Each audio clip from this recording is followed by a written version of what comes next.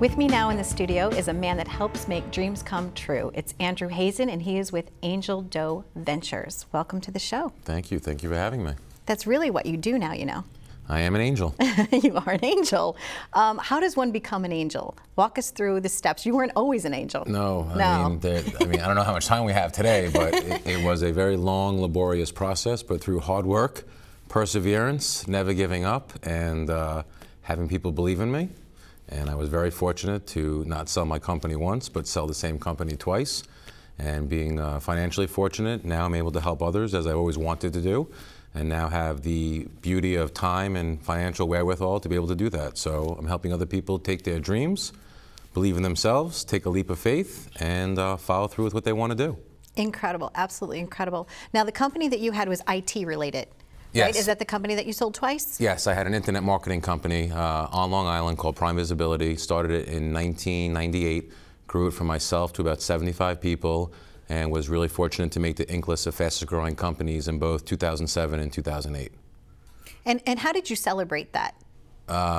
Did you and your wife go out to dinner? Like, how did you, like, when you knew that, oh my goodness, like here I am, this young man from Long Island, you know, and you struggled, you went through a lot of challenges yourself coming up. Sure. When all of a sudden, this big, major Inc. magazine is like, boom, there you are. How did that feel to you, and how did you celebrate? I mean, you can't really put a word on how it felt. I mean, it was, you know, elation, utopia, you know, another world altogether, but, you know, just knowing that the financial security is there. I have 3 boys that you know, 11, 9, and 6, Spencer, Dylan, and Oliver.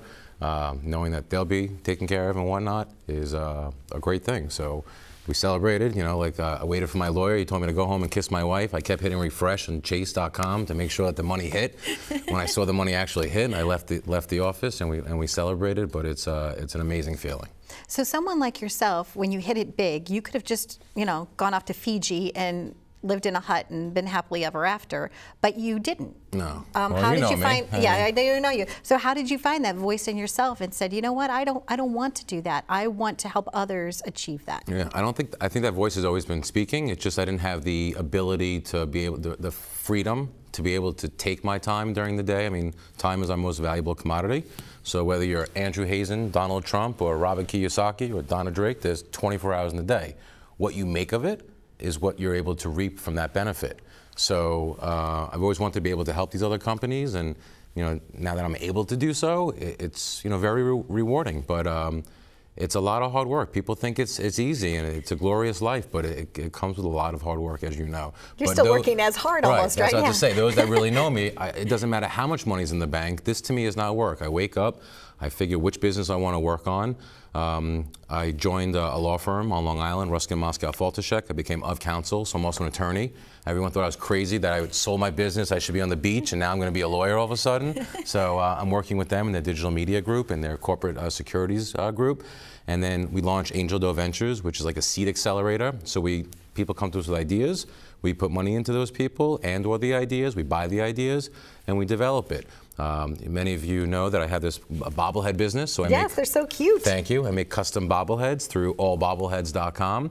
And this is a business that I've been doing with my father and a couple of other people for a few years, you know, hovering it around at a couple $100,000 in revenue.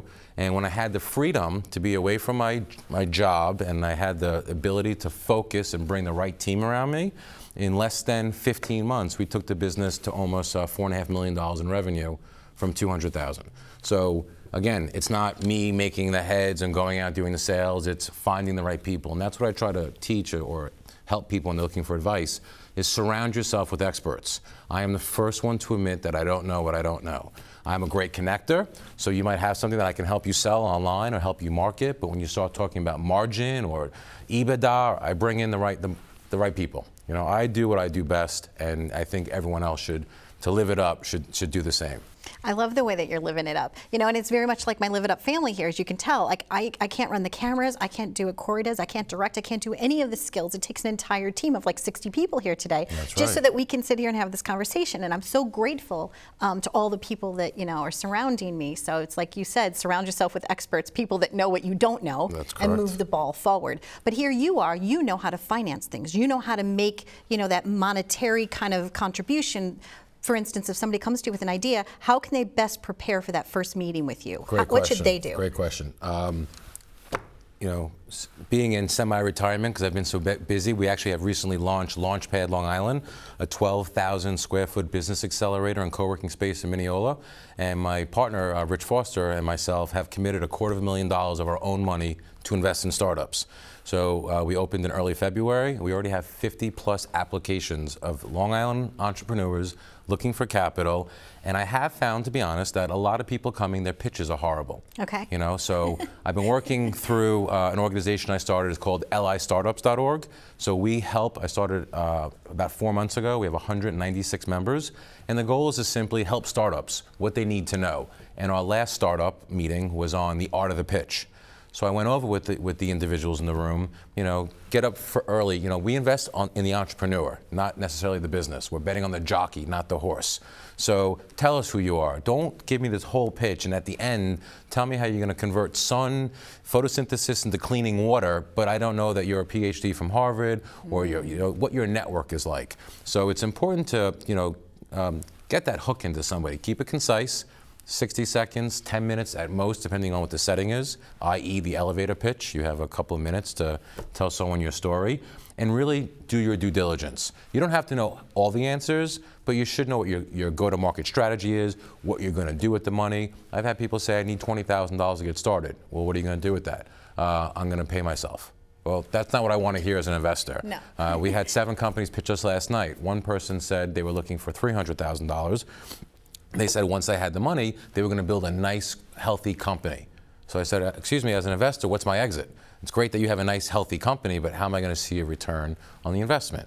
So you have to have a little bit more business acumen and really figure out how you can leverage. You made an interesting comment. It's not just about money. Money is useful, but it's also about strategic partnerships. So growing up, you know, on Long Island and working as a young child in one of the Bagel Boss locations, Bagel Boss is a close friend, and I've worked there through undergrad and law school and after law school. And I've seen, as an internet marketer, I've seen a Wine of the Month Club, Cheese of the Month Club, Fruit of the Month Club, Cigar of the Month Club. And I've always thought to myself, especially going to law school in Michigan, and when my parents would ship me New York bagels, they were like, so yummy. Like crack. I mean, they were smelling the toaster. Where is that? Where can we get it? Who's got it? Go to Andrew's apartment. And essentially, I decided I wanted to launch Bagel of the Month Club because it doesn't exist. Every other industry has an of the month club. So in July, we launched Bagel of the Month Club. We already have over 6,000 orders throughout the country that we're shipping bagels made by Bagel Boss. And the reason why I bring this up is I didn't have to go buy a mixer, an oven, build a store, learn the secret recipes. I've got a true partner who I trust. I know when they say they've got it covered, they can do it. We ran a Groupon, and we took in a few thousand orders in 2 days, and they were able to deliver, you know, hundreds and hundreds of dozens of bagels every day, shipping from Atlanta to San Francisco. And it's really, you know, heartwarming to see that, you know, you have an idea. That's what I love. I like taking an idea and seeing it in reality. And many people have grandiose plans of running a $100 million company, thousands of employees. And quite honestly, I think I like to take something from nothing or creation or idea and get it to like $10 to $15 million in revenue.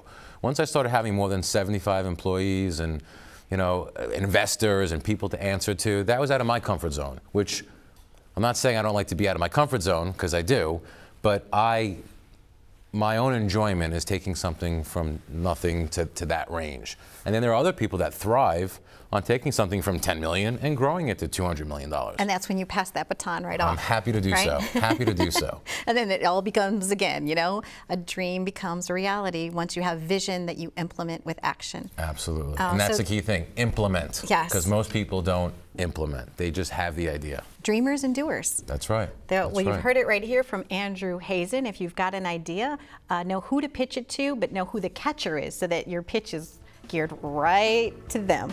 Thank you so much. I loved having you here. So enjoyable. Appreciate it. Stay tuned for more on Live It Up. Yay, little mini Andrew.